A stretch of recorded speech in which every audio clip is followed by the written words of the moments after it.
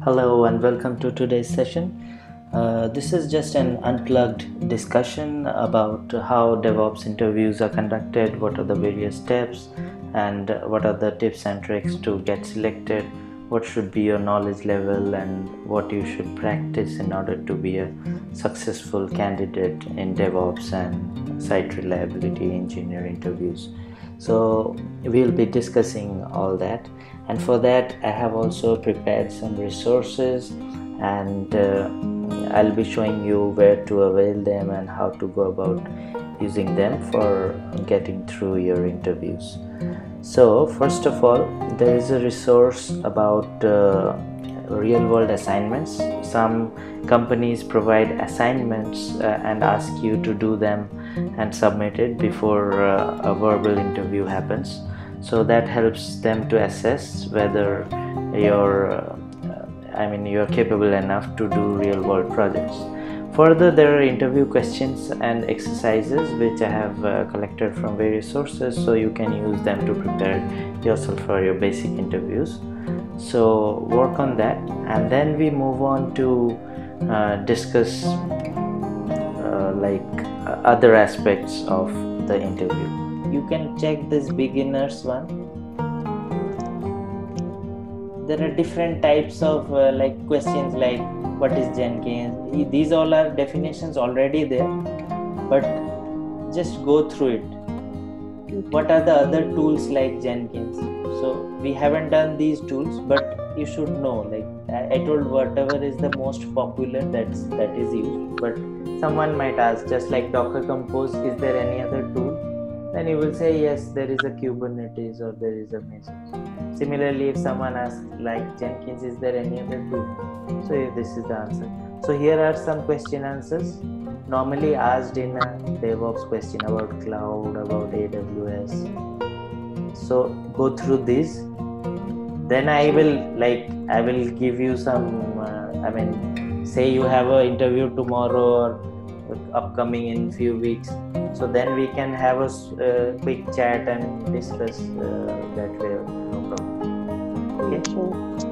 Or if you went and assume that you will fail couple of interviews in the beginning, so don't get depressed or anything about that, because even I fail interviews. So it's nothing.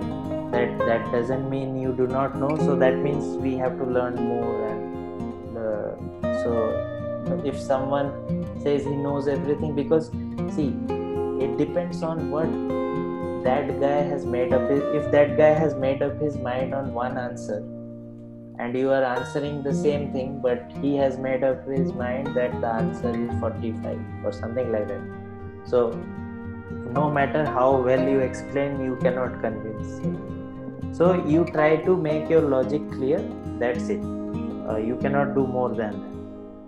Yes, you should not tell anything which you do not know. Mostly we try to tell things. Even if we don't know, we say something just to show that we know.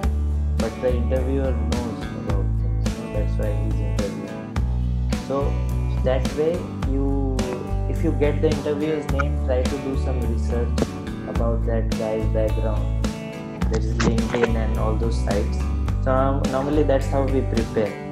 Sometimes the HR mail comes up like this guy is going to take an interview tomorrow at this time. So search about that guy on LinkedIn. You know his background. He's from a developer background or whatever he has worked and all.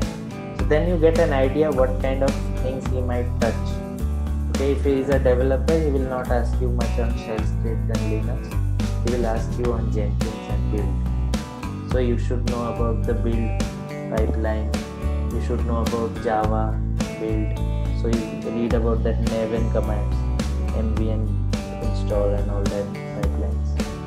So that way you determine like what he might ask, because he will not ask you about programming because you are a DevOps. So you say I am from a systems background and I am more on the cloud and deployments and all that. So you make it clear from the beginning. So that way we normally face interviews. But yes, with that experience of failure, you will know that what kind of questions was asked. So in the next time you do it. And normally another thing, like whenever you go for an interview, before that you have a JD, like job description given by the HR, or wherever you applied they had written that what they want. So read about those more. Like they will say the requirement is the person should know CI/CD pipelines, AWS cloud, and different things like that. So just go through those things more. Okay. And one more thing I think you should do, like if you have time and you have after completing this, try to do one certification of AWS, because that is in demand. So if you are a fresher, with the certification, that will give some more benefit than someone without. Okay, that is one thing. Other, try to get some internship, even if it is free. Like lots of companies are giving internship, and some of them are giving remote internships. So search for that, like how to get an internship. So if you can get an internship for 3 months or at least, then that adds a very good credibility to your CV, so that a real company will easily take you. Otherwise, and use your previous experience. Like you said, you have already worked, so use that. Don't hide that. You say that I was there with systems, so this was naturally a good transition for me to learn the new tools and do it here. So that's why I moved into DevOps. So your old experience can also be added, like, because anyway experience is experience. No one, if he asks you like this is not relevant to DevOps, then only you will tell, yeah, but it was a systems thing, so we were managing tickets and writing scripts and so on, and automating workflows. So you are not lying anything there. So these are the things. And most companies also give a homework task nowadays. Like before the interview, they give you a task, solve it, give it back. Then they call you and ask you questions based on that task. So if that happens, that is very easy. Like that is very good for you. So pray that this kind of thing happens. Because say a task comes, I'll help you solve it. So you solve it and you read more about it before submitting. So normally they ask you on that task only. Like they will ask you a task to create a pipeline for certain conditions. Just like the scenario based I am giving you, that will be based on different types of these tasks only, which are asked in interviews. So if you solve that, then the questions will be centered around that. Okay.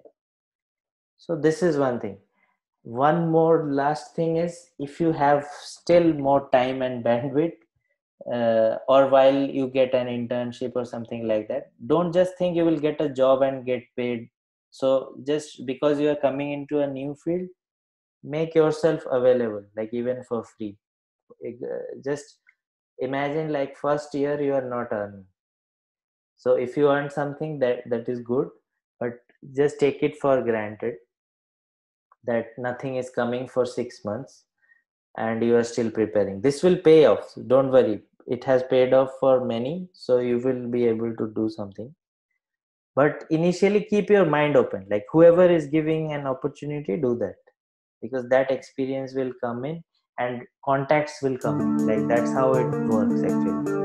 In any place, you work as an intern, seeing your behavior and your work, people will either retain you there, or you make some friends who tell you, if you talk to them and say like my internship is ending and so what do I do? So mostly people refer, and that way people get jobs. So it's an all-round thing. Yeah, the last thing I was saying is, if you have some more bandwidth, try to learn some Python. Okay. That is the last thing. I mean, this is not a priority. Make it a plan by the next year. Learn some Python programming. Watch videos and all on YouTube and learn.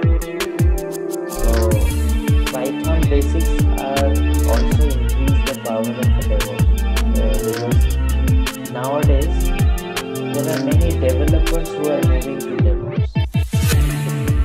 So since they know some programming, so a company would want to have that kind of a guy who already knows DevOps and knows programming also. Because see, the company will want to have a person with the least money, how much more can that guy provide. They don't want experts on one thing. So many things, generalists are in more demand. So that is why, as DevOps, we are generalists. No, we do lots of tools. Normally, a Java programmer doesn't do anything outside Java. But for DevOps, we can build, we can run, we know servers, we know cloud. So if we can add a bit of Python scripting, then it becomes a very good, it will be in demand. But that will take time. It will take about at least 3 months to learn Python. It is also a simple language, but initially it will be difficult if you are not a coder. So these are the things I told you, like what you are going to do the next 2 years. So first you will learn these tools, do the interview or internship, whatever you get, and then start working. While working, you learn the Kubernetes, and mostly Kubernetes will do. Docker you already know, and you can learn Terraform. This is not compulsory. Like if this comes in after learning Kubernetes, and then Python. That will make you a good package all round to get highly paid jobs. Like if Python comes in, your salary will go up because you are already a developer as well as you know everything of deployment. So that way you can also get jobs like full stack engineers. Full stack engineers are those who know how to code as well as know DevOps. So this is what lies in future. So work on it. This is going to take a bit of time, but initially, as I said, whatever you get, lay hands on it and start working on it.